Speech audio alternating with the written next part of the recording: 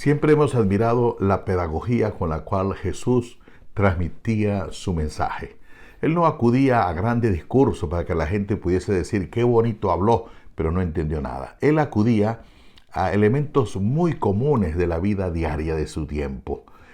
Hablaba del campesino, hablaba del pescador, hablaba de los pastores, de las amas de casa. Es decir, palabras muy sencillas para transmitir un mensaje muy profundo. Es lo que nosotros llamamos parábolas, muchas de ellas realmente hasta amenas, agradables, pero que tienen un contenido muy profundo y una gran enseñanza. Veamos el Evangelio de hoy. Después de esto, designó el Señor a otros 72 y los envió de dos en dos delante de sí, a todas las ciudades y sitios a donde él iba a ir. Y les dijo: la mies es mucha y los obreros pocos. Rogad pues al dueño de la mies que envíe obreros a su mies.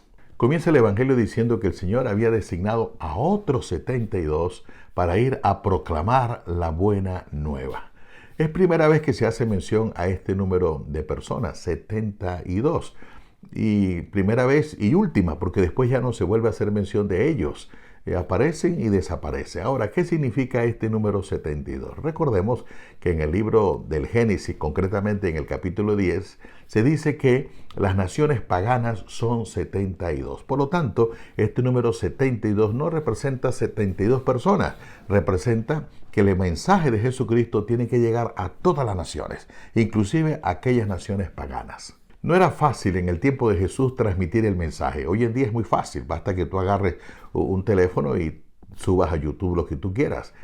O basta que agarres un medio de comunicación, bien sea la televisión o algún periódico. En tiempo de Jesús no existía eso. Por lo tanto, era muy difícil. Las vías de acceso eran muy difíciles y la forma de difundir el mensaje era muy difícil. Por eso Jesús quiere aprovechar en este evangelio para dar algunas directrices cómo comportarse en esa misión que les está encargando. Dice el Evangelio que los envió de dos en dos delante de sí. Ante todo son enviados en parejas. Esto nos indica que el mensaje del Evangelio es un mensaje comunitario, no individualista. Por ejemplo, en los Hechos de los Apóstoles encontramos este tipo de pareja.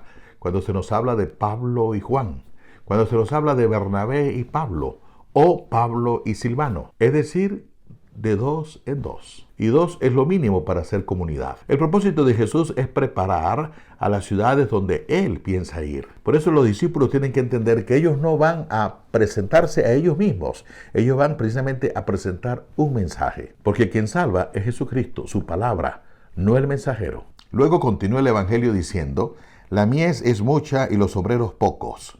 Rogad pues al dueño de la mies que envíe obreros a su mies. Es una mies, es una cosecha que ya está lista.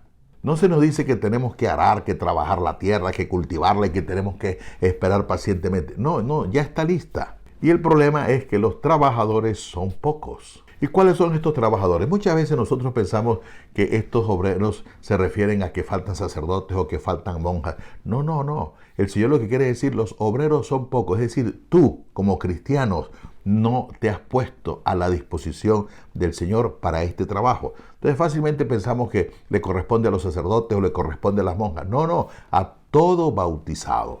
Continúa el Evangelio diciendo: rogad pues al dueño de la mies que envíe obreros a su mies.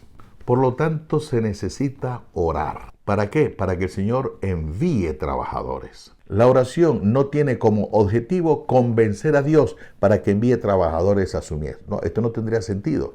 La oración no cambia a Dios. La oración tiene el alcance de convencer al hombre que asuma su responsabilidad como bautizado, como cristiano, y que se disponga realmente a cosechar.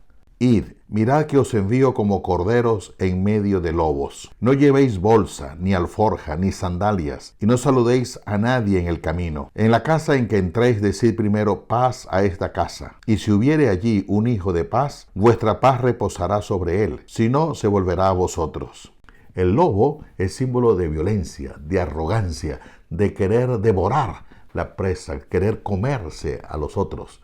En cambio, el cordero es todo lo contrario, representa mansedumbre, representa paz, docilidad, fragilidad. El cordero puede escapar del lobo, pero cuando escapa mal. Cuando el cordero se encuentra con el lobo, prácticamente tiene el destino señalado. Va a terminar mal. Jesús ha salvado el mundo comportándose como cordero, no como lobo. Y los discípulos de Jesús son enviados como corderos, no como lobos. Ahora Jesús nos viene a decir la manera como se debe presentar, diciendo: no llevéis bolsa, ni alforja, ni sandalias, y no saludéis a nadie en el camino. Mire, un movimiento político, una ideología, necesita de todas estas cosas. Y lo más importante, necesitan es dinero. Necesitan es personas que los apoyen, personas influyentes. Necesitan hablar con todo el mundo para poder convencerlos de una u otra manera. Pero el Evangelio no es una ideología.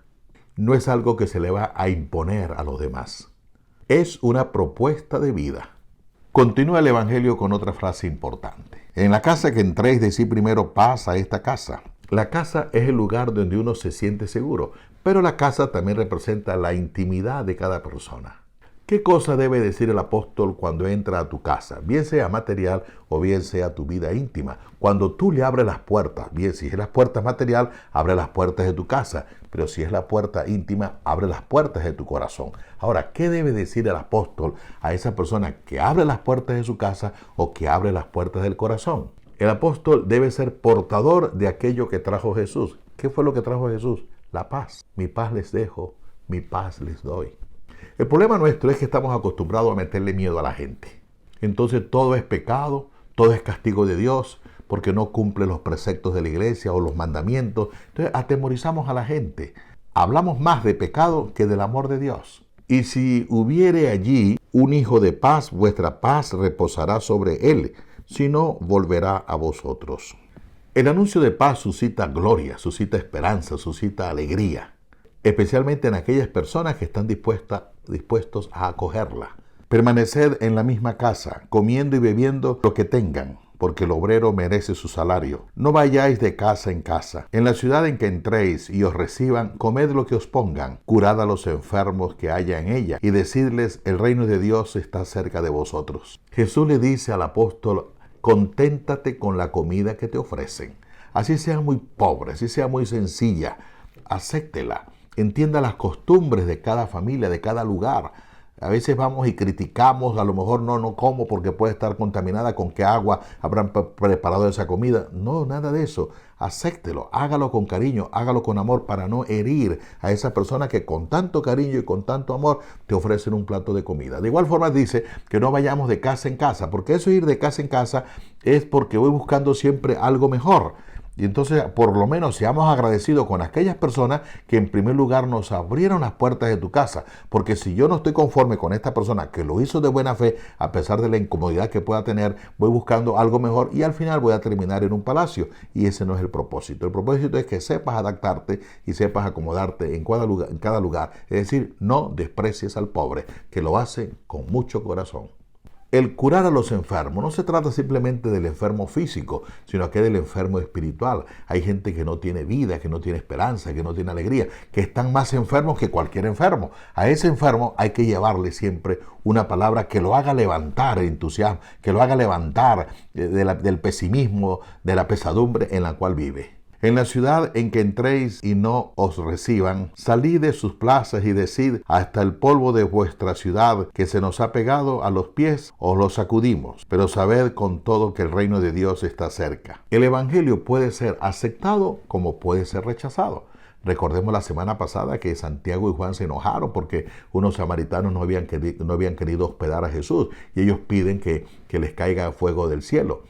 Y Jesús les reprende. Es decir, la actitud del cristiano no es esa. El cristiano no puede ser agresivo, no puede ser violento. Es decir, Cristo prácticamente como que les exorciza, como que les saca el demonio que puede haber dentro de ellos por ese desear el mal. Nosotros como cristianos no podemos desearle el mal a nadie. Aquí cuando dice que sacudan el polvo de los pies, es una costumbre muy semita que se acostumbraba que cada vez que uno entraba a la tierra santa, si venía de una tierra pagana, tenía que sacudir el polvo de los pies para que ese polvo no entrara en tierra santa. Prácticamente los últimos versículos nos quiere decir que quien acepta la propuesta de Jesucristo encontrará la paz.